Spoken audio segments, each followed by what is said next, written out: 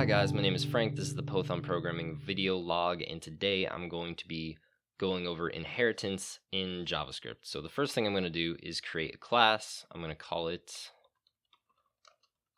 human, and I'm going to give it a variable called name, because humans have names, and I'm going to give it the parameter name, and we're going to come down here and create a new human.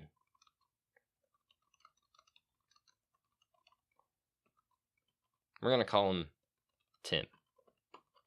So this is my new human, Tim. What I did right here is I created a class called human, and in JavaScript, classes and functions are basically the same thing. You can create a new instance of a function and it will create an object. So a little confusing if you're coming from more structured language, but JavaScript is actually pretty simple once you just start using it. So this is basically the equivalent to a class, and you can instantiate it with a new operator, just like an actual class in a more structured language. So we're going to go down and output human.name so you guys can see this in action. Go out to my browser here, refresh the page, and as you can see, it outputs Tim. Go back in here. So I've just created a class. I gave it a variable called name. I create an instance of it. Everything works. Now I want to be a little more specific. I want to create a specific human being that also has attributes from the human class. So I'm going to create a class called worker.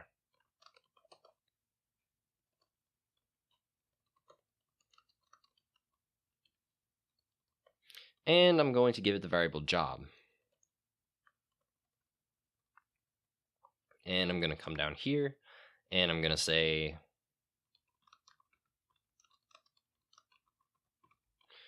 worker is a new worker, and he is going to be a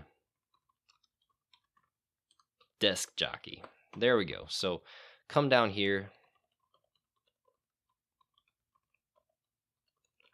and test out the new code, see if I can get the output of worker.job. So here it is. We have desk jockey. Okay, so I didn't inherit anything from the human class yet into the worker class. These are two separate classes, but my worker presumably is human, and presumably he has human attributes like a name. So I want to inherit this name variable from the human class into my worker class. So how do I do that? Quite simply by calling the human function on the worker constructor when I call it. So I'm just going to say human.call. I'm going to call the human function on this instance of the worker object that I'm creating with the new keyword down here.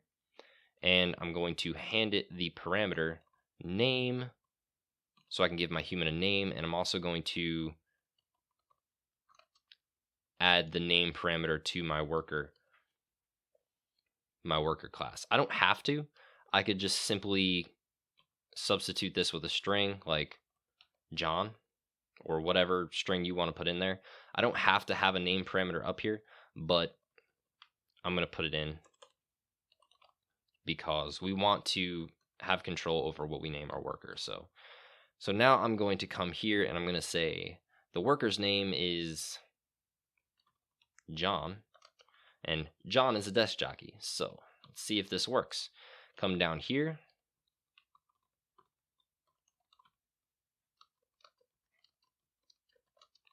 And print out the worker's name and the worker's job.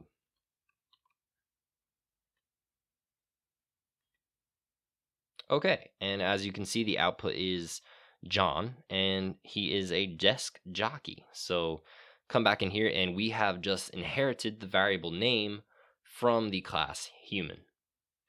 So pretty useful stuff.